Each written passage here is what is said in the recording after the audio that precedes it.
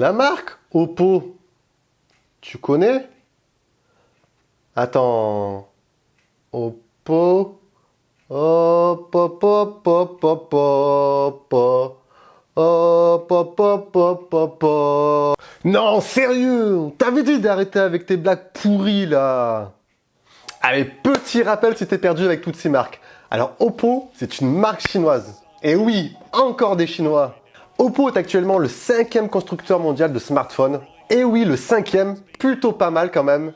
Et pourtant, ils sont plutôt relativement peu connus en France. C'est tout simple, leur arrivée en France ne date que de juin 2018. 1 an et demi à peine.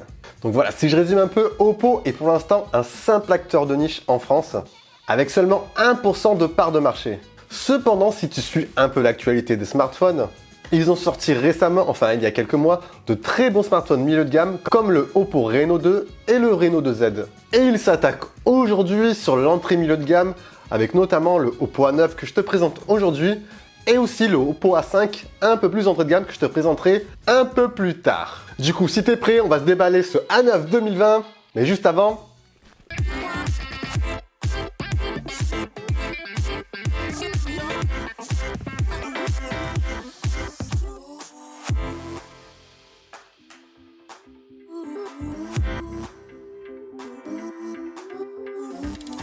Oppo, pas Oppo, A9, pas A9. Et oui, c'est le premier smartphone de la marque Oppo qu'on déballe sur la chaîne. Et ça, franchement, c'est plutôt cool. Mais juste avant le déballage, on va quand même se faire un petit tour de la fiche technique, histoire d'en savoir un peu plus sur ses specs. Alors, Oppo A9, écran de 6,5 pouces en LCD. On a une définition HD+, un processeur Snapdragon 665, 4 Go de RAM, 128 Go de stockage. On a au dos un quadruple capteur photo, accompagné d'une batterie de 500 mAh. Donc sur le papier, ça a l'air plutôt bon. Donc grosse config pour un smartphone affiché au prix de 239 € et qui vient se confronter tout simplement au Redmi Note 8 Pro, la référence sur ce segment. Donc du coup, on se fait le déballage. Comme tu peux te voir d'une manière générale, la boîte est plutôt simple. À l'avant, on a le smartphone vu de face et de dos avec le branding Oppo A9 2020 en bas. On a la version en haut à gauche en corner du smartphone. Ici, on est sur une version 4 Go, 128 Go de stockage. Et derrière la boîte, on va avoir quelques spécifications concernant ce smartphone. Un quadruple capteur photo, dont un de 48 mégapixels en ultra grand angle, un processeur Snapdragon 665, une batterie de 500 mAh et un son stéréo Dolby Atmos.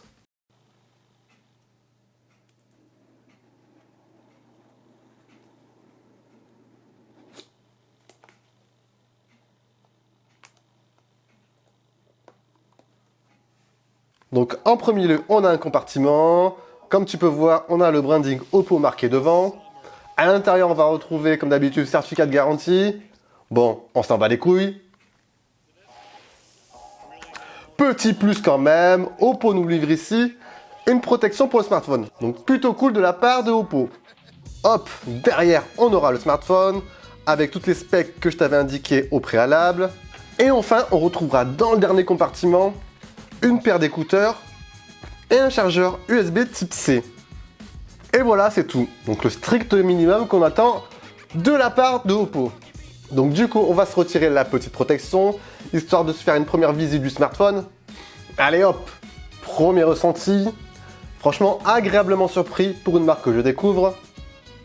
Dans l'ensemble, ça a l'air plutôt bien fini. Bon, le smartphone est franchement très beau. On voit vraiment que les finitions au niveau du design sont soignées. Et ça, de la part d'Oppo, c'est vraiment un premier bon point.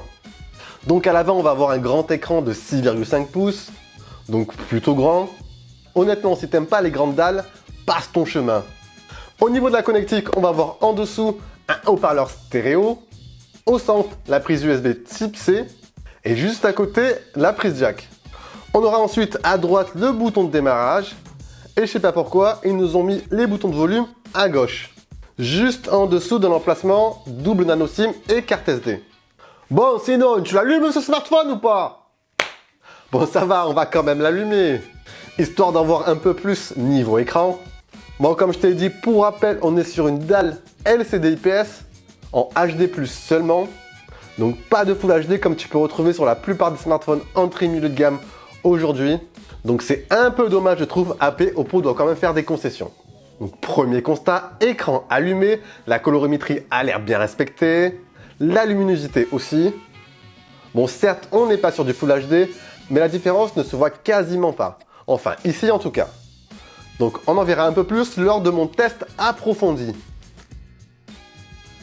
Donc écran correct, on va quand même se faire une petite vidéo, histoire de checker tout ça.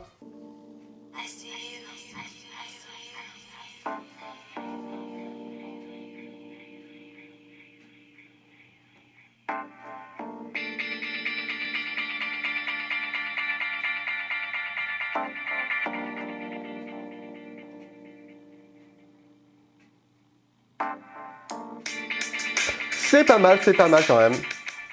Par ailleurs, le smartphone dans l'ensemble a l'air aussi très fluide, donc bon point aussi.